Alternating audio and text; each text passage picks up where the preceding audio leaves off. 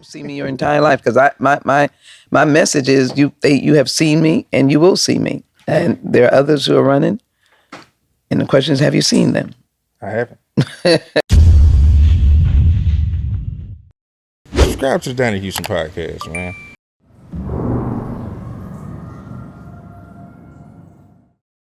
Congresswoman Sheila Jackson Lee, or Auntie Sheila, you're watching Donnie Houston. It has to be the best show that you can watch, podcast. And if you're watching it, that means you're a voter. That means you're not going to let your voice be silenced. Get out and vote. November 27th, the mayor's race, early vote. The election is December 9th. Again, your vote is your voice is your vote, and that is your power. Go ahead and vote, because you got power. This is Donnie Houston podcast. I am Donnie Houston. Listen, we have a very special guest, and I say this all the time, but this is probably the most important guest that I've had on the show. You guys usually see me talking to artists and people of the culture and things like that. And she is of the culture, but in a different way. She is one of the biggest difference makers that we have. And she's running in a very important election, in my opinion, probably the most important election in regards to Houston mayor. And, we need you guys out there on December 9th at these polls. And listen, she is a congresswoman. She is all that. I'm gonna just let her tell you. We have Congresswoman Sheila Jackson Lee here. How you doing? Donnie, I am wonderful. I'm even better to be here with you. I told him before we started, he is everywhere. He is north, south, east, and west. He's all around. And I am very, very proud of the media reach that you have and the people who are learning. And I'm here to be part of that and to learn together and for them to learn and to hear and to be part of what I think will be the destiny of the city for the next couple of decades. You set the pace now. It's going to be there for the future. The growth is going to be there for the future, but you've got to set the pace now. You know what? I appreciate that. Like I said, I have seen you my entire life. Mm-hmm. I grew up going to New Faith Church. I want to say it's been a while since I graduated high school. I graduated from Madison. I want to say you spoke at my high school graduation. Might have been, because the time you graduated, were you around Vince Young? Or? We were the same year. You spoke at that graduation, right? Absolutely. Yeah, and was on the field when he played. Yeah, that's what I'm saying. I have seen you my entire life. So when you announced that you were running for mayor, I told whoever was next to me, I said, that's our next mayor right there. It only makes sense. It only makes sense. So why Houston mayor? Why this isn't. Let me make this disclaimer as well. This isn't a political show. Right. So if anybody sees anything like this and I'm incorrect in what I say, then hey, hold it against me. You know what I mean? But this is for the common folk. This is for the people who, may not be the most politically inclined, but these are also the most important people that I feel like need to go out to this election and make this difference. This is the people's place. Yeah. And my campaign is about the people of Houston. A group of folk gathered, unbeknownst to me, and began to analyze that Mayor Turner, who has certainly laid a foundation, has gone through 7 nationally declared disasters during his tenure, that he was leaving, and they wanted me to return home to run for mayor. They asked me. Took prayer, a lot of consideration. I love the United States Congress. I love mostly its ability to have sort of a national impact, a federal impact, the hammer. Federal government, if you use it right, is a positive hammer. And we had just gone through George Floyd, our neighbors, Houstonians, who would have ever thought? We were still working on the George Floyd Justice and Policing Act. I serve on the Judiciary Committee. I wrote the new, recently passed Violence Against Women Act. And we're still doing a lot of positive things in crime fighting that have social justice, because people think you can't do both. I said, you know what, that old phrase, chew gum and walk at the same time, you can have social justice and you can get crime off your back. And I think that's what people want. So I really thought what I could do, and this is for the people listening, this is for the people. What government? Are you in the federal? Are you in government? You're on the PT, and you're on the school board. They just see, you're in government. But my friends, government can be a change agent for you. You should not ignore the power of your vote, because you could be voting for a change agent or you could be voting to stand still. I thought I could come to Houston and still feel it, and to bring that international and national knowledge for a city that is ready to move, ready to go to the next step, ready to take all of you who are of this era, this age, and to be part of the international proclaiming, if you will. We are Houston. I like to say, so goes Houston, so goes the nation. We're not East or West, like East Coast or West Coast. We are a conglomerate of people coming from all over. Our voices are different. And I think the nation needs to hear us, and I think the world needs to hear us. And I have been blessed to know people all over the world, to know countries all over the world, heads of states all over the world. And what I want to say as mayor, Sheila Jackson Lee is mayor, the door is open. I want you here, investing, helping us grow, build housing, and keeping the young generation home. You're letting them say, I may be out for a year, but look, I see things happening in Houston. Houston pops. And I want to make sure that I come home to be part of the housing boom, to be part of the tech boom, AI, to grow the tech footprint here, to be able to be part of the research capital of this community. We are literally with so many, most people don't realize, so many universities right in Houston. It's not like they're, in Texas. They're right here in Houston. Get that combination together, including TSU, the community colleges, Rice, Houston Christian, St. Thomas, University of Houston, and beyond, and develop that research triangle, that research four corners, and get that federal and private money. And then when I look at you, and there's so many people I've come across that there's talent in every corner. Somebody producing music, writing books, doing whatever. I want an entertainment complex. Today I spoke to someone representing the president of El Salvador. He's building an entertainment complex in El Salvador because he realizes it is a money winner, if you will. If people are producing short films, music of all genres, and you give them a big complex and they're just producing it, you become a center point where people are saying, Hollywood? No, I don't think I'm going to Atlanta. I'm going to Houston Wood. I'm coming down here. I talked to BMI. I'm going to follow up with them. I said, you all need to come and look at Houston.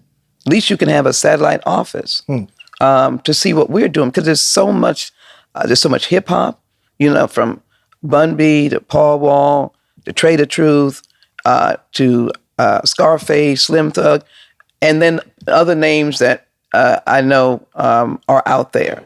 There's the R&B, there's country western, there's soul, there's gospel. This is the gospel capital of the world. Yolanda Adams. And others. And others, most definitely. And so the entertainment complex really excites me because I'm on judiciary, and so all of my career, House Judiciary Committee, has been protecting music and artists. And so I see the opportunity. But those are money makers. Research, tech, and entertainment. Those are new money makers for Houston. And add on that, NASA's getting ready to re-explode. I hope all your listeners will not blow up, but NASA's getting ready to be on your map. You never thought of NASA, the National Aeronautics and Space Agency? They're getting ready to go to the Mars and Moon. Artemis, remember these names, Artemis 2 and Artemis 3. Those are the exploration with live astronauts that are going to be happening. That's going to obviously help us in our tech area. And those are jobs. Those are jobs. You don't have to leave Houston. Those are jobs. So that's what got me excited. But what can I do for this city? And I teach my grandchildren, it is better to give than receive. I wanted to give to Houston. I wanted to be around you, your age. I want to have you pour into me. Okay, what can we do next? How is this entertainment complex needs to be devised? How do we grow it? How do we bring people in from Hollywood? Or how do we bring them in from New York? They come in for a couple of days, do their production. They say, this is a better place. This is more costly. It's less costly, more cost efficient. Right.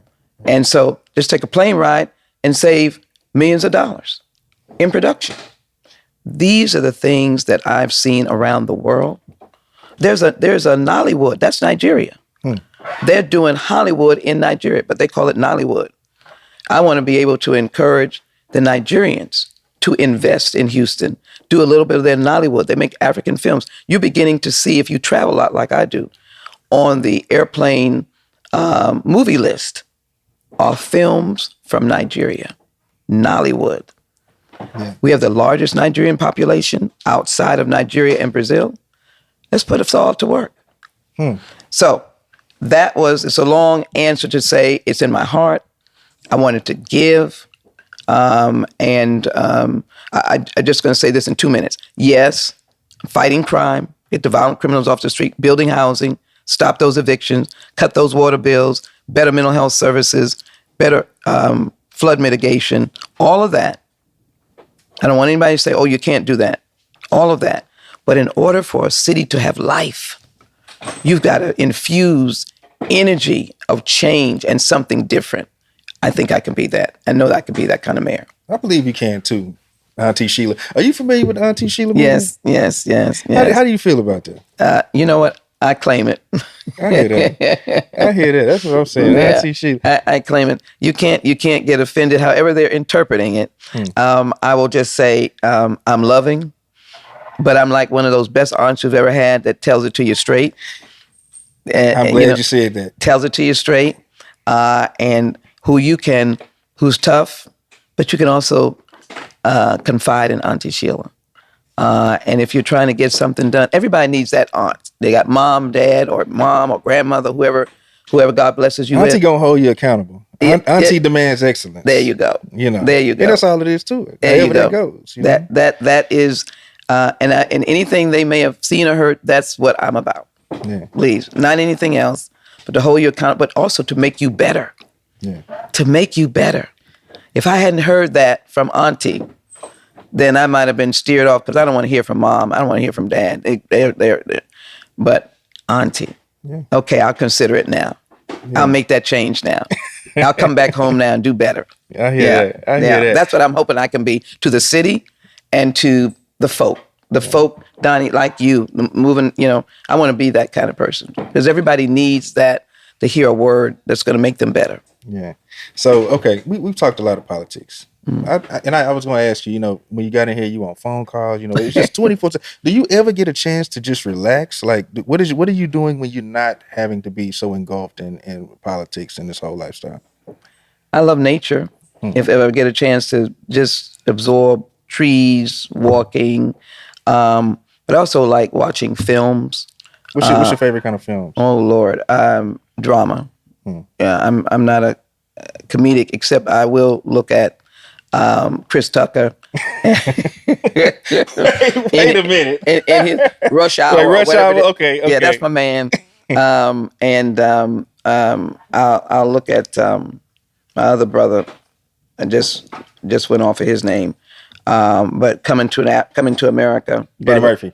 Yeah. Yeah. I'll look at those are old vintage films. Classics. Yeah, classic. Yeah. But I'm basically a drama lady. I just like to get into the seriousness of things, problem solving, that kind of thing. Do you get to watch like TV and stuff like that? About 2 a.m. Wow. That's about the time I get to see that. I got to know what has happened unless we get a siren out here to say, duck. I need to know what has happened in the daytime because being a congressperson, if you're down in the district, you just need to know, is the lid still on? That what happened, so you can either respond because I'm on Homeland Security, so I'm on the front line for disasters that may come here too, and which is one of the things that made me very close to this city is that every disaster that we went through in the last 8 years, I was here with money. I was on the ground, boots on the ground. I was bringing resources. FEMA, Hurricane Harvey just took us to another level, and we really needed help. And we were on the ground every single day until we brought in $155 billion. We were the first city during the pandemic to even get a testing site that I brought in. We did over 150 testing and vaccination sites. I would not let any vaccine bypass the city of Houston. We got all the vaccines because I was front and center like, now are you getting them here? Get them to our hospitals. And at that time, remember, they were free because we were paying for them in the federal government. There was the American Rescue Act and the CARES Act was paying for all those vaccines, and people didn't think about it. Those were very expensive against COVID. But when the Biden came in, we didn't fool around. We had found the vaccines, and we started pushing it out. But they came to Houston because Sheila Jackson Lee was there fighting and was the founder of the COVID-19 bipartisan task force, a federal task force to just make sure that we on top of fighting COVID. It killed a lot of our brothers and sisters early on, and killed a lot of brothers and sisters across America, hit Detroit very hard, hit New Orleans very hard, hit New York very hard, but it's a big city. And I was trying my best to save as many as we could. Yeah. Like I said, I've seen you my entire life, and I've seen you on the front lines my entire life. So when you announced running for mayor, I was like, this is who we, as a city of Houston, needs to be getting behind, So like I said, December 9th, that's correct? December 9th is the election date, but in a few days will be November 27th, early vote this whole next week. And you can get out. We can win this. I want to get to that enthusiastic, piercingly frank message. I had $12 million against me in what we call the general. $12 million. And I came in just a few points under the person who had stockpile money, and you would see over and over again. And the point that I want to make to your younger listeners, you may not know everything that Sheila Jackson Lee has done, but if you think you have seen her, and if you have seen me, then I will see you. Have you seen any of the other persons who said, I want to run for mayor? And when you see people, that means somebody is doing something, unless they're hauling you off somewhere. You're doing something. And I want them to, at least, rather than my word, my message, to say, then I know if I see her, then she's going to be doing something for the city of Houston, because she's already done. And if she gives me her word about housing, about new jobs, about making the city safer, then she'll keep her word, because I've seen her. But when you come to a point when this city's mayorship can be bought, I think we're in trouble. This is the most costly mayor's race in the history of people running for mayor. Money spent, people being hauled in to endorse. I'm going to the people. We had a wonderful endorsement press conference of Hispanic leaders, just working people, activists, each of them working in the community, faith leaders. People had stories about what I had done, how we had done together. True, heartfelt stories.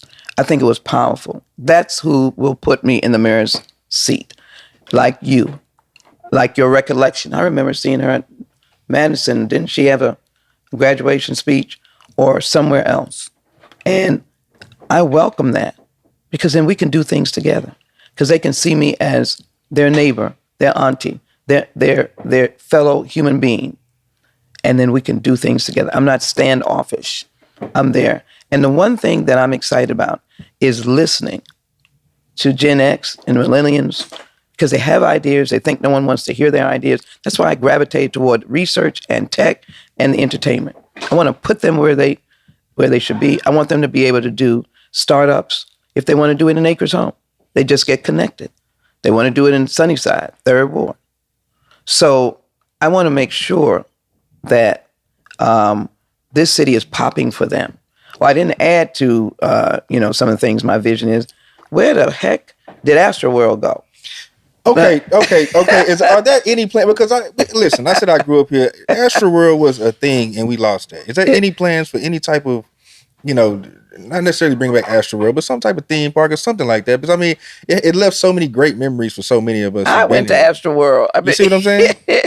Then when I came, I took the children. They were little, because they cut me off real quick and went out. Yes, it is part of my vision as the next mayor of the city of Houston. It will be costly, but this is where you do the public-private partnership. This is where you get on the phone and say, call some friends in different places and say, have you thought about doing something here? So I've done that with Disney. I'm going to get on the phone with them. Say, look, it doesn't have to be Disney Orlando or Disney California, but what do you think you could do? You're in a market. This is a fabulous market. It's like you said about with the media and all that. Like, what the third or fourth largest city or whatever? Fourth largest city in the nation, and the fifth and we lack largest these county. things, these entertainment aspects, the theme parks, the big media presence, all these things that are just so important. Money. That's money. How you raise the ability to pay for city services is that you increase the investment, and that's sales tax. That's what we live on, besides the federal dollars. As you well know, we have not been really the beneficiary of state dollars, even though those are federal dollars. They hold them up. I'm going to do a better job with the state. They've got to be able to recognize that Houston is such a jewel for them. We got to get the school district untaken over. There's no reason for HISD to be taken over. The teachers endorse me.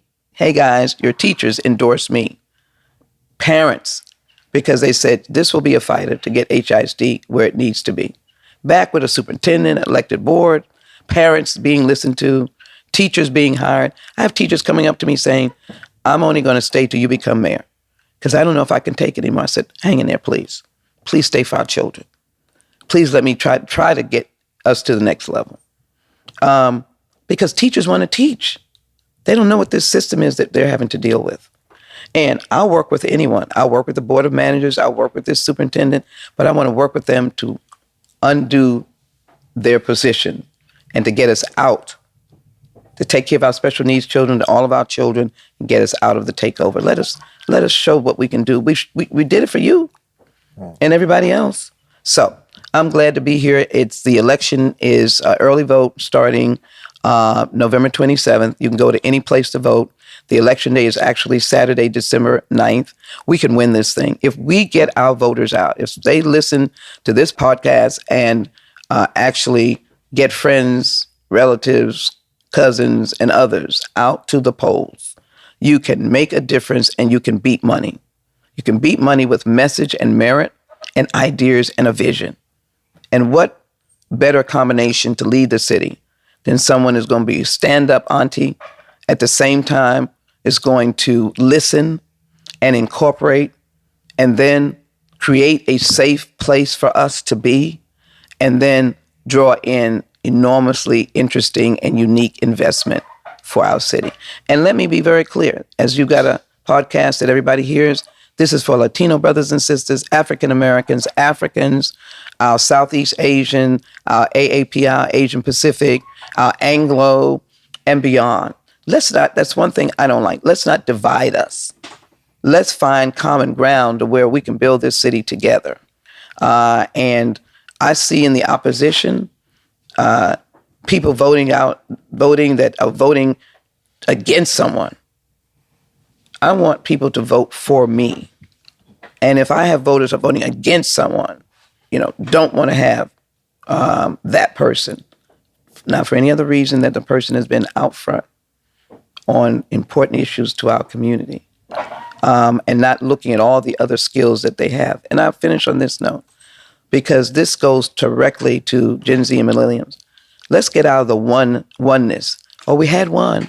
We don't need another one. We had one. We don't need another. Then we're closing the door to them. We have to say we want many ones. We had President Obama. We don't need another one. President Obama would tell you, we need many more.